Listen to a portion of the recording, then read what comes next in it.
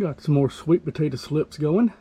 It's basically down in this one right here, I've got two different sweet potatoes, kind of the orange one and one of the purple ones.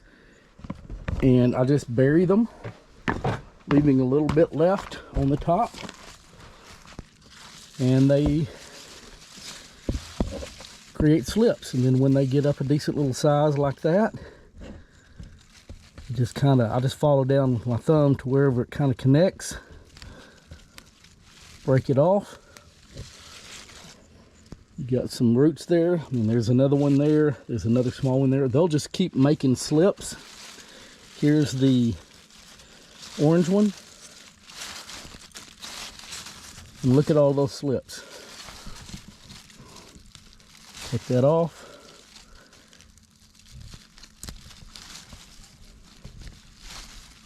They may not all do well. However, when you've got this many, so it'll just keep making slips. Now I've planted some of the slips in this particular tub, and I've got them at different places. So I will move these around, but you just take them and then you put them in the jar and keep fresh water on them. And then at some point when they have rooted enough,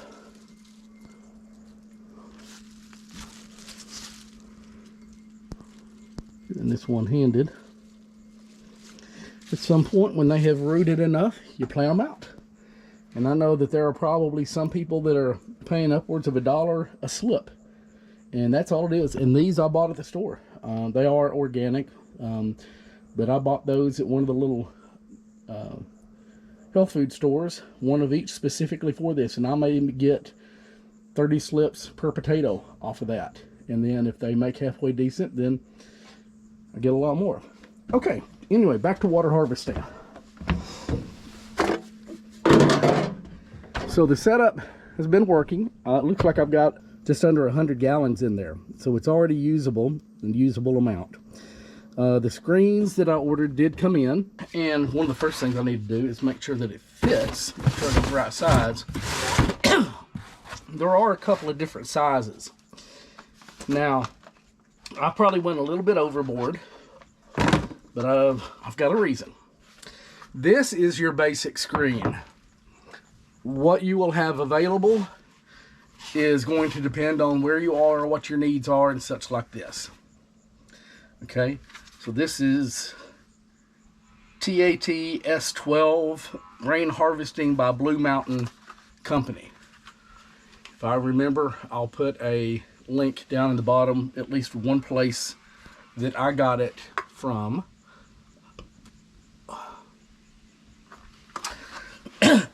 And this one should sit down in the top of the tank. There are 4 holes where you screw it down. You screw it down because you don't want the wind or anything lifting it up. You also want it pretty well sealed here around the top of the tank because you don't want mosquitoes or bugs coming in underneath. Kind of defeats the purpose. The mesh on it is about like the screen on a screen door. It is either aluminum or stainless steel. Look at the other one. Yes, it should be stainless steel.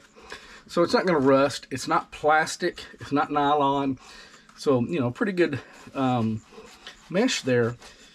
Now, this is great. This will work. The primary issue that I have with this is it needs to be cleaned out every once in a while. And luckily, right now, the way I've got my tank set up, I can see over the top when I'm out here on my deck. And so I can see if it needs cleaned off. Now, having the leaf eater coming directly, you know, first thing in the gutter should help. A lot of what would otherwise the leaf eater is getting rid of with its 2 screens would otherwise end up here, and it would need to be cleaned out even more often. If you leave leaves and stuff like that in there as it kind of rots down, maybe if birds get in there trying to get through there to get bugs or something, little by little more bits are going to get through there. The more birds are there, not that it happens that often, but they might actually poop, which is more stuff that would go in there. Just the cleaner it is, the better it's going to be. So, and to clean it, you have to be able to get on top of it. In my case, pull the ladder out, undo 4 screws to get it off, clean it off, put it back, get it aligned, put the screws back.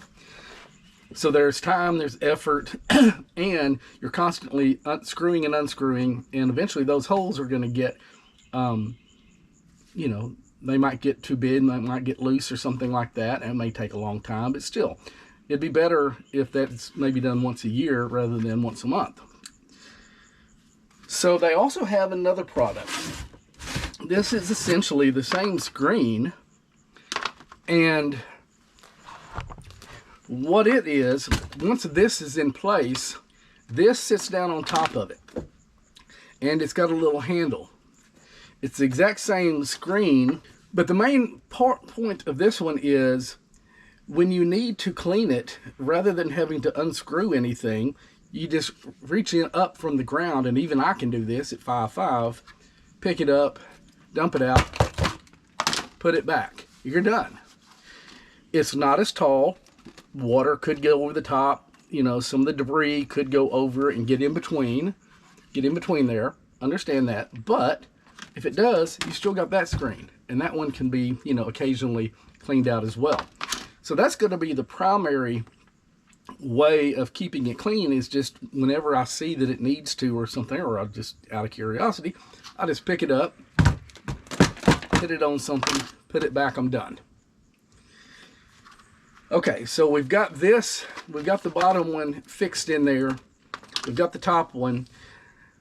One thing about it is you still can see there's still a lot of light that can get through there. Any amount of light that can be kept out is going to be better. So how do we mitigate that? Once again, they've got another product.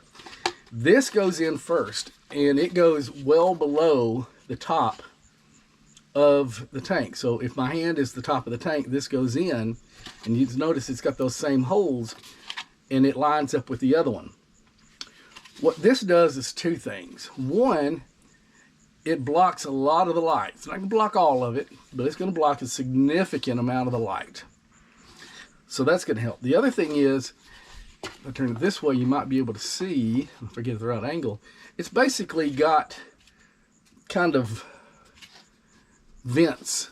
So when it hits here, it takes some of the energy, even though it's just kind of dripping, spreads it around and drips it lower. If the tank is half full or more, that's not a big deal. I mean, you can put a pretty good stream in the top. It's not going to stir up the sediment at the bottom.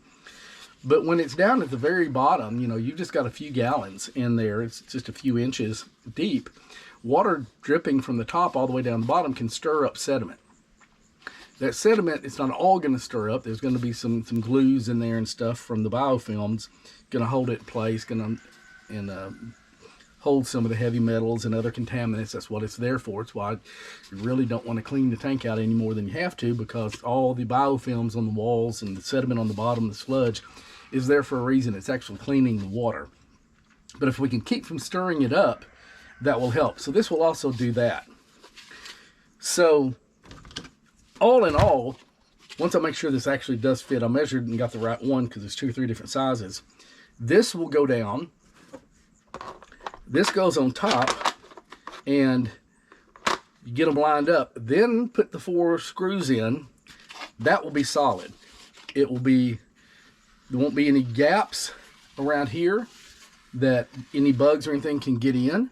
If I was really worried about it, I could caulk it. But if I caulk it, then anytime I need to take it off, I'm going to tear that caulk off and have to redo it. If it's a big enough of a problem, I might be able to find some kind of gasket I might be able to find, or make some kind of a rubber gasket or something that would seal that without being adhesive. But that'll go in there, and then this will go on top, and then water will just come onto the top of it, and we'll be done. So let's make sure that this actually fits, and if it does, let's see if we can get it put in place.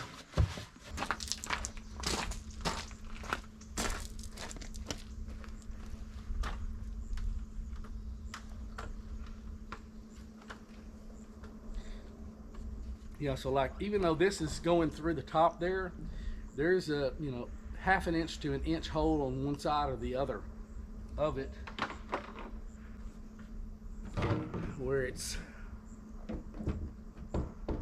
may have to completely take that apart to get that to work. This is why nothing is glued.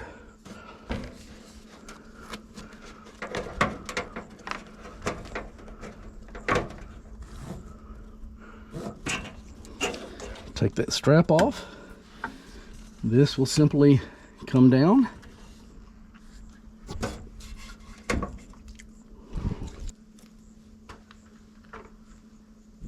I'm going to put this lid back. That way I can undo the whole lid.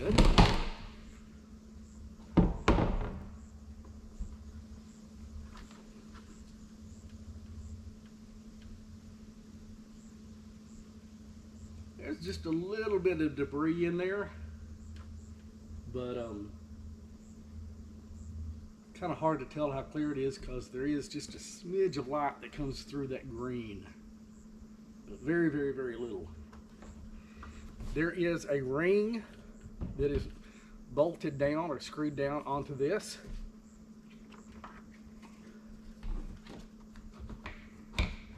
And I got the wrong one. I thought I measured this pretty good, but this one is too small. I need the next size up.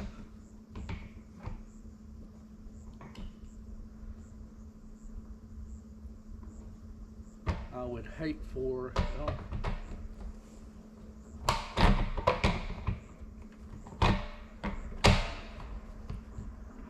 it's sitting on an inner lip. I'm curious if I can put that other screen, those other screens, one or both of them in there, and then hold it in place until I order and get the next one in.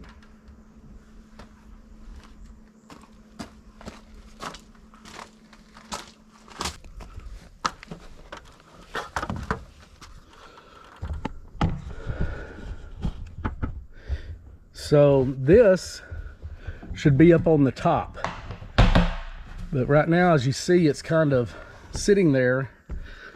I'm wondering if I can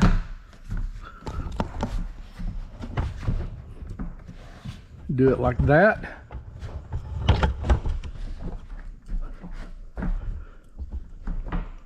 At least for now. I mean, it's not going to be screwed in there for good. But it looks like it will hold. There's a little bit of a place where maybe some mosquitoes or something could get in. It's not too bad. I might be, if need be, I might be able to find something clean, some kind of a weight, and be able to hold it down flush. There's a rope that holds this, and that's going to keep it up just a little bit. So I may go ahead and order the next sizes up anyway, but this might do in a pinch. Let's see about the hand, the other one.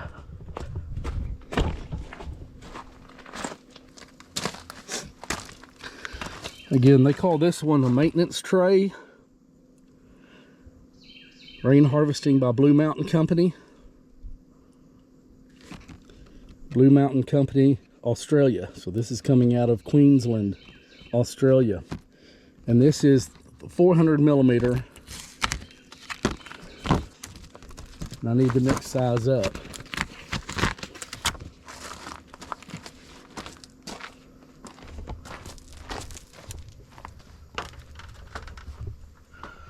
So this would just lay there, and then let's see if I can get the pipe in place. Every time I hear that hollow sound, it makes me think of the Blue Man Group. I may not need that elbow there with this, or I might be able to, I could probably take that elbow off with those other screens. Right now,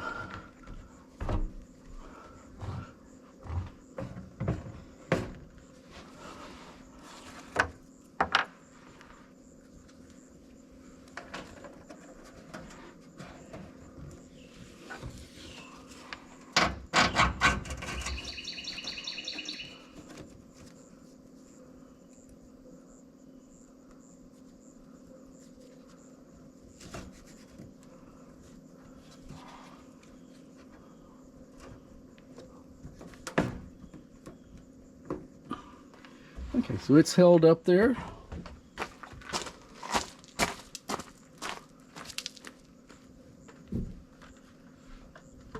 Now, with this elbow on there, it may be holding it up where there's not as good of a angle, drop angle. So,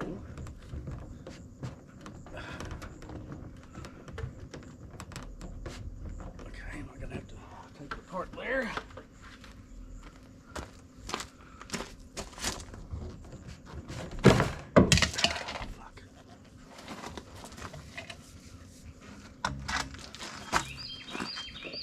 We either need to turn this 90 degrees or leave it straight.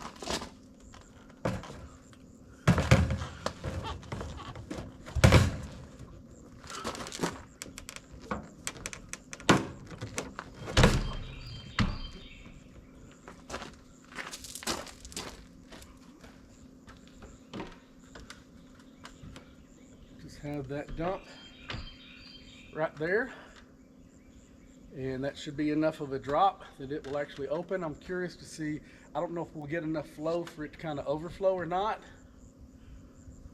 If so, I can put part of a 90 degree here or something of that nature. But that should, and that might be good enough. That right there might be all I need.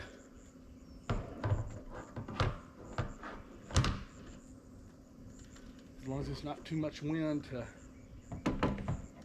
have that blow around, or I can just untie the rope and remove it. Might be another option. But that basically takes care of that one for right now.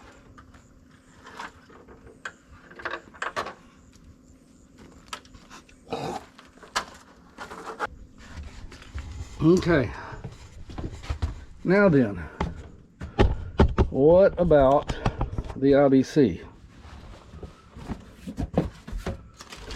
First thing, this one's not going to be quite as easy because IBCs really are not built for this. This is not what they're designed for.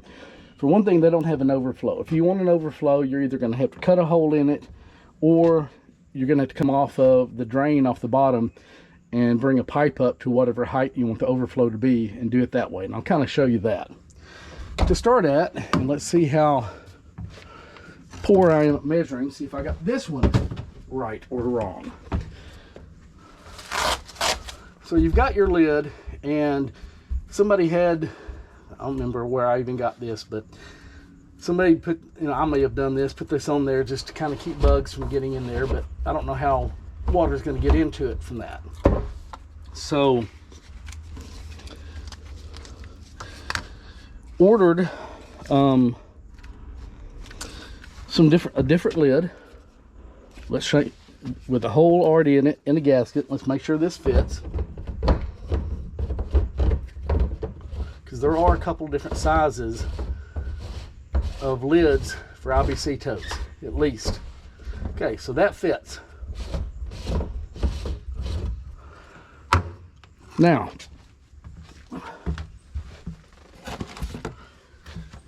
I've got a couple different fittings, 90 and 45 again. That's basically what you normally have. And that would go in here. I'm going to put the leaf eater on this eventually, but that doesn't give me that second level of filtration. So this, I bought this as a kit, and you can get them, and you can get extra ones. This is just a little bag. Very, very fine mesh, and it goes inside, and friction fits into that hole. To get it out, there's a little thing to grab on to make it easier. and you can grab it, and then you can rinse it out, turn it, invert it, wash it, whatever you need. You can get extras, so you can maybe just swap them out and then wash it as you need. Have extras in case there are holes or something. It has got an extra gasket in there, which fits your pipe. If I get it in there right.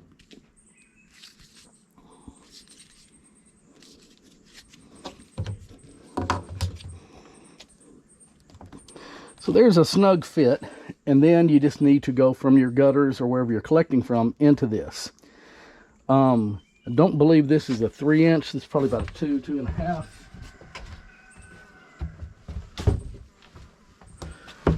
This is a 3-inch pipe, so it's going to be about a 2.5 inch to go inside. But this now goes here, and then you take your 45 or your 90 or whatever you need, or straight pipe, to go into it. That gets water in. To get the water out, this one's got junk in it, so it's going to need to be filled and flushed probably a couple times. Okay, most of this you can find bits and pieces and cobble together, or you can just order a kit. So I ordered a kit, and you start with, you've got 2 of these, and the difference between them is fine threads or coarse threads. Okay, fine or coarse. And you use the one that fits your IBC tote. It's got a gasket in there, so you really shouldn't have to put any tape on this one. So this will just screw on there. If for some reason you do notice it leaking, then you'll just have to drain the water out and put some pipe dope or some Teflon tape. And there is a little bit of Teflon tape they send with it, but I think it's more for the hose barbs than anything else. That gives you a quick connect.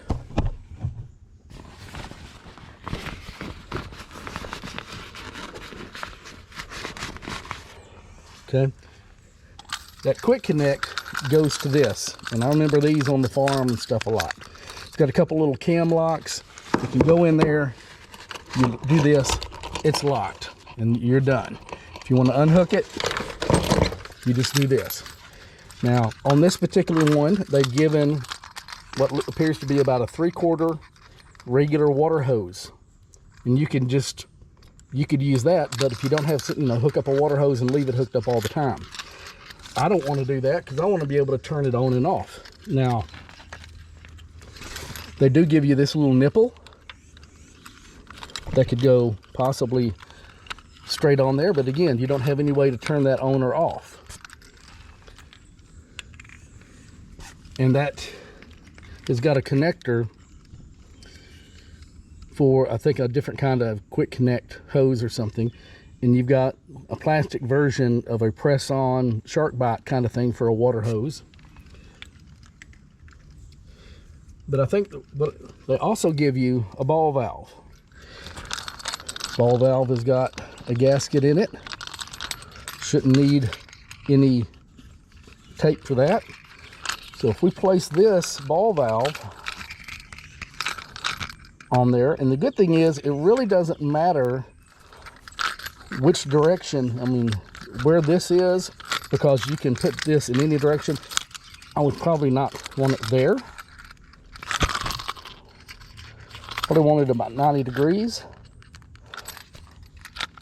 so that I can put this on here, do this, and we have now got a way to hold the water in. This is open, that is closed. From there, then I can use, I don't think that's going to work. If I wanted to, I could put this on and have a hose on there all the time. Or I can put, whatever other fitting I want here. I could hook a pump up to that. I would not hook a pump up to this one right now. There's enough trash in there that without a good screen to keep that trash out of the pump, it would probably mess it up. But now, if I can get the water in the tank, now I can actually hold it. If I want a little bit out, I can do that. If I want to flush it real quick, then I just do this. It's almost wide open, and it's going to flush all the water out quickly and bring a lot of the trash with it. So there's that part of it.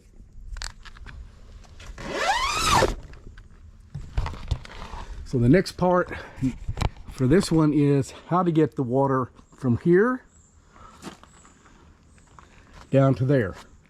I could probably move this tank and make it a little bit easier, but this is giving me just enough room to get between the compost pile and that water tank and be able to get around. And so for right now, I think it's going to be enough.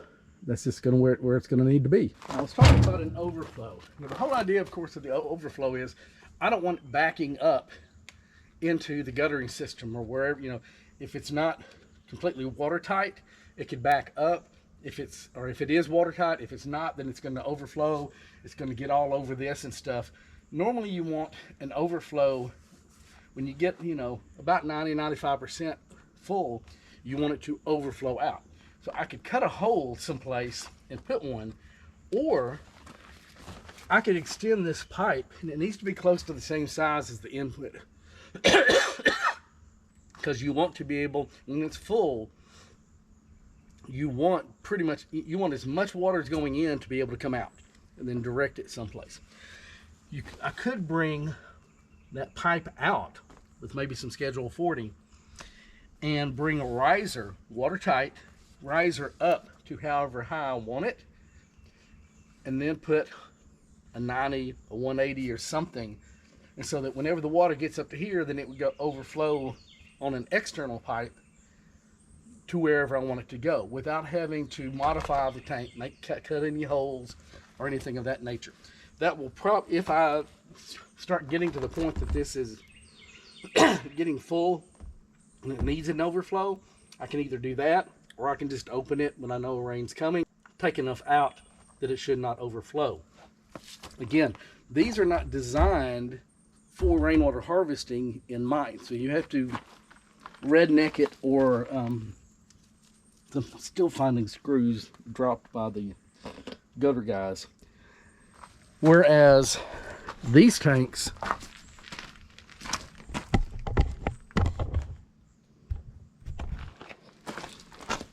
you've got your intake, you've got your outflow, and you've got your overflow. So this, you just put a pipe in and send it wherever you want. If you want it to be a little bit higher, again, you come out, you go up a little bit, and then put your 90 or whatever angle you want, angle your pipe up to whatever level. When it reaches that, it's going to start flowing through that pipe. Even if all I wanted to do was unplug this,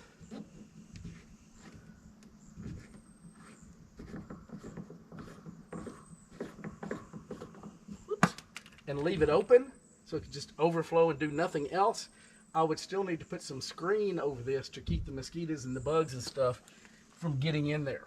So I don't expect it to overflow anytime soon, so I'm just putting a plug in there for now. But I could put a screen over that and just let it flow, or I will eventually put a pipe on that and direct it someplace, wherever I want it to go as the overflow. If you connect two of these together, if you connect them at the bottom, they're going to equalize. You know, it'll go in here. If I had another one next to it, as it goes in there, sediment is going to fall. Most of it's going to stay in there, but it will equalize between the two. Or I could connect them at the top. This one, I would be using this one all the time until it overflows. It overflows in the second one, and then to use that, I would have to come out a different one. It would be more complicated, but there might be a time and a reason to do that. You can pipe these together all kinds of different ways. This one's 300 gallons right here. If from here to here, so we've got 100, 200, 300, going from here to the overflow, it's probably another 15, 20 gallons. So by doing it straight here, it's a 320 gallon tank. If I bring it up here, I might be 325, 350 in this particular tank. But that is the status of the water tanks for now. Still got to pull that, cut that pink, and you can kind of see what that looks like. It's just going to flow out the end. I'm not worried about bug screen on that one, because think about it. If a bug or something gets in there and it crawls along, what's it going to do? It's going to end up in here. It can't really get out, and the next rain, it's going to get washed back out. It's not coming, it's not getting into the water tank, it's not getting into the cabin or anything of that nature. So I'm not too worried about putting any kind of a one-way valve or screen there.